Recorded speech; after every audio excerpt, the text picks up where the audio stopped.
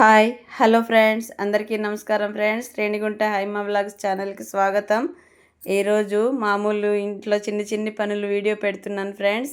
ఇదైతే మన గార్డెన్లో మొక్కలు మీకు చూపెట్టడం అంటే నాకు చాలా చాలా సంతోషం ఫ్రెండ్స్. చాలా మొక్కలు ఉండేవి, అవన్నీ పోయినాయి. మిగిలిన వాటిల్ని అలాగలాగా కాపాడుకొని వస్తూ ఉన్నాను. చిన్ని మొక్క అయినా సరే అంతే ప్రేమ అనిపిస్తుంది నాకు మొక్కల పైన.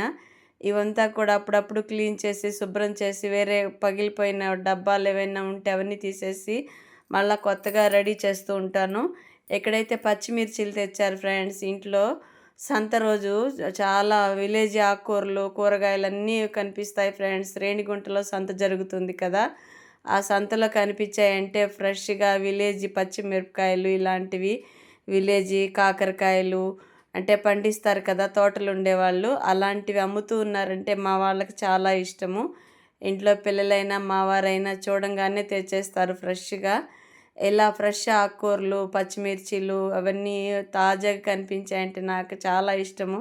ఇలా విడిపించి పెట్టేసుకుంటాను, స్టోర్ చేసామంటే ఎక్కువ రోజులు నిల్వ ఉంటాయి ఫ్రెండ్స్. అలాగే ఇవి అలసందకాయలు పచ్చికాయలు ఫ్రెండ్స్, బొబ్బర్లు అంటారు కదా, అవి పచ్చికాయలు తెచ్చారు. మా వారికి ఉడికించి పెడితే తింటూ ఉంటారు ఇష్టంగా టైంపాస్కి. ఎక్కడైతే మన గార్డెన్లో మళ్ళీ నీళ్ళు పడుతూ ఉన్నాను ఫ్రెండ్స్. ఈవినింగ్ అయింది కదా, నీళ్లు పడుతూ మొక్కలు చూసుకుంటూ ఉండడం నాకైతే చాలా చాలా ఇష్టం. మీరేమంటారు?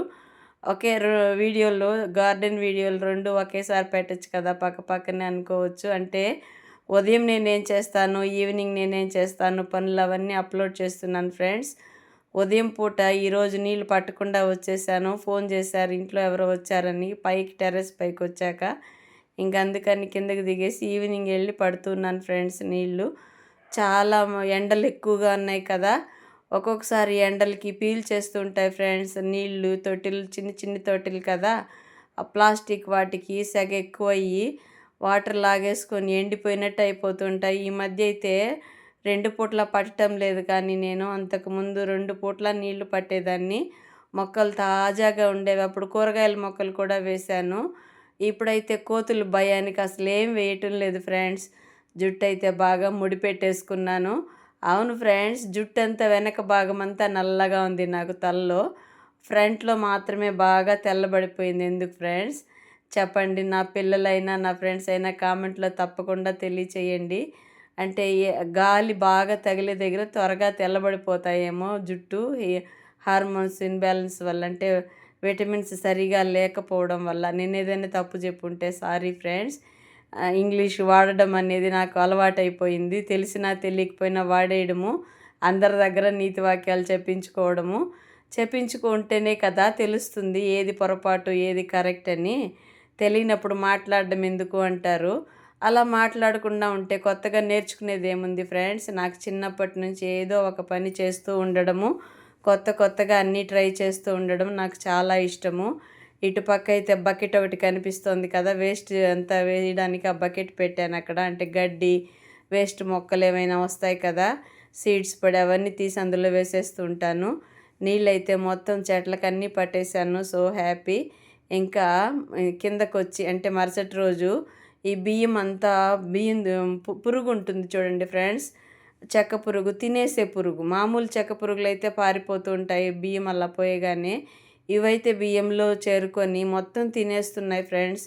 కొత్తగా తెచ్చాము 25 కిలోల బస్తా, దాని నిండా పురుగులే. చూసుకోకుండానే వాడేశాను మొదటి 2 రోజులు. ఇంక దానికి మళ్ళీ మనం ఏం చేయలేం కదా అని ఇంకా దాన్ని ఆరబెడుతున్నాను ఫ్రెండ్స్. ఒక రోజంతా ఆరబెట్టాను. దాని తర్వాత బ్యాగ్ ఎత్తి పోస్తున్నాను. ఇక్కడ మళ్ళా నాకు రొటీన్ పనులు ఫ్రెండ్స్. ఇవన్నీ బట్టలు చెప్తూ ఉంటాను కదా, ఒక్కొక్కరివి ఒక్కొక్క సెక్షన్లో మడుస్తూ ఉంటాను బట్టలు. నేను నా బట్టలు ఇవి, వాళ్ళందరూ మడిచి అయిపోయిన తర్వాత లాస్ట్లో నా బట్టలు మడుస్తుంది. దగ్గు చూడండి ఎలాగొస్తుందో. అస్సలు 20 రోజులు పైన అయిపోయింది ఫ్రెండ్స్. ఈ దగ్గు తగ్గడమే లేదు. ఏం చెయ్యాలని డాక్టర్ దగ్గరికి వెళ్తే బాగా నెమ్ము చేరుందమ్మా మీకు అని చెప్తున్నారు డాక్టర్సు.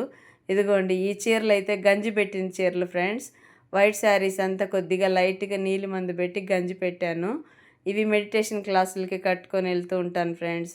ఎందుకు ఇలాంటి వైట్ శారీసే అని అడుగుతూ ఉంటారు కొందరు. బయట నేను క్లాస్కి వెళ్ళేటప్పుడు చూసేవాళ్ళు కానీ, ఇలా లైవ్లో ఉండేటప్పుడు కానీ అడుగుతూ ఉంటారు. మెడిటేషన్ చేసేటప్పుడు తెల్లటి బట్టలు ధరించామనుకోండి, మన మనసు ప్రశాంతంగా ఉంటుంది. చుట్టూ ఉండే వాళ్ళకు కూడా మనసు ఆహ్లాదంగా ఉంటుంది. అవునంటారా? కాదంటారా? తెలుపు అనేది స్వచ్ఛతకి గుర్తు కదా! ఇంట్లో వాళ్ళకి కూడా ఒక్కొక్కసారి చెప్పినా అర్థం కాదు. నాకైతే ఇలా వైట్ శారీస్ కట్టుకొని వెళ్ళి మెడిటేషన్, యోగం చేయడం అంటే నాకు చాలా చాలా ఇష్టం ఫ్రెండ్స్. మరి మీరేమంటారు? నా అభిప్రాయం మంచిదేనా? కాదంటారా? నా విషయాలన్నీ మీతో పంచుకోవాలనిపిస్తూ ఉంటుంది. మీరైతే వింటున్నారు కానీ కొన్ని విషయాలు లైక్ అయితే కొట్టడం లేదు ఫ్రెండ్స్. నేనైతే చాలా హర్ట్ అవుతున్నాను. ఇక్కడ బట్టలన్నీ మడిచి పెట్టేశాను. ఇంకో చీరలు మడిచేసాను అనుకోండి, ఇంక వేరే చీరలు ఆరేసున్నాను కలర్‌వి. ఇవి వేరుగా ఆరేస్తాను, అవి వేరుగా ఆరేస్తాను గంజి పెట్టి. ఈ సమ్మర్‌లో గంజి అంటే కాటన్ చీరలకి తప్పనిసరి కదా! ఓపిక చేసుకొని పెడుతూ ఉంటాను. అంటే మెడిటేషన్ క్లాసులకి వెళ్తూ ఉంటాను కదా! అన్నిటికీ కంపల్సరీగా గంజి పెట్టుకోవడమే డైలీ వేర్‌కి కూడా అలవాటైపోయింది ఫ్రెండ్స్. నచ్చితే